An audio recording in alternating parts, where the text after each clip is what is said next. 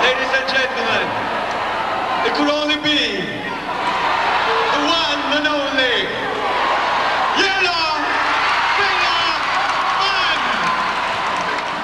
Cause if we used to do, me not go do it no more. The hearing changed to 84. But when they come to lyrics, I will give you more. Yes, I that the yellow from the Kingston town. I come to represent you and I'm out town. You know my yellow man, them are the top of the town. You know my yellow man, them have a good background. So ooh-wee, baby, ooh-wee. Yellowman was Jamaica's first dancehall superstar. He helped establish dancehall as the wave of the future for Jamaican music. Winston Foster was abandoned by his parents and grew up in the Maxfield Children's Home among other orphanages in Kingston.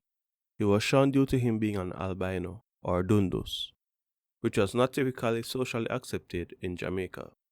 His rise to stardom was very unlikely, but with his talent and perseverance, his transformation from an outcast into a dancehall superstar was impressive. He was influenced by early toasting DJs. He practiced rhyming and got a job with the Gemini sound system as a substitute DJ.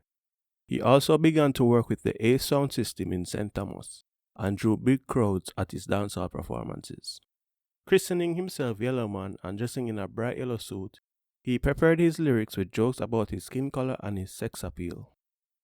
In 1979, he participated in a Tasty Talent Contest, where he gained instant popularity, and within months, he had become one of Jamaica's top concert draws, due to his dynamic and humorous stage show performances.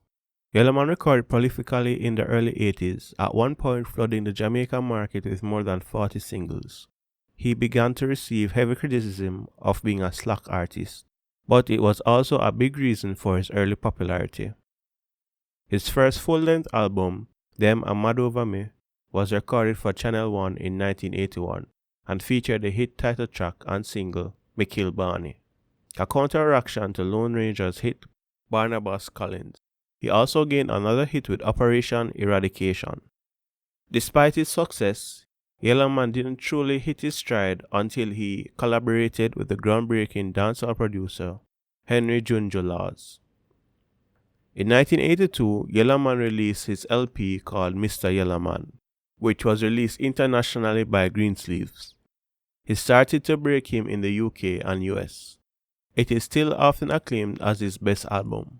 It also launched a series of Jamaican hit singles over the next few years that included Getting Married, Mr. Chin, Who Can Make the Dance Ram, Zungo, zungo, go, zungo, zen. The Good, the Bad and the Ugly, Soldier Take Over, Nobody Move, Nobody Get Hurt, and Reka Pum Pum, among others.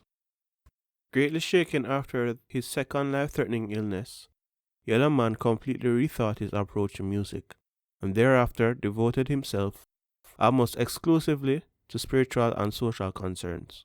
In 1994, he released the Prayer album, which was his first effort in this new direction, and it was followed quickly by Message to the World in 1995.